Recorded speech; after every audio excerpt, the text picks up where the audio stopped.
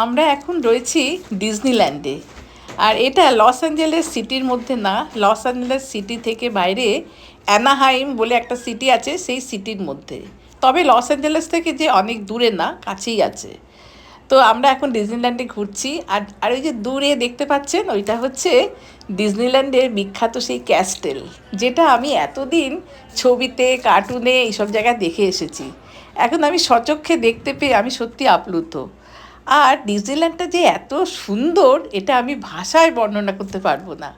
দুই ধারে যে কি সুন্দর দেখুন, ছোট ছোট সব বিল্ডিংগুলো, এগুলো কিন্তু বিল্ডিং না, এগুলো হচ্ছে সব সুন্দর সুন্দর দোকান, বিভিন্ন গিফট শপ, রেস্টুরেন্ট, এইসবের দোকান, আইসক্রিম, এইসবের দোকান।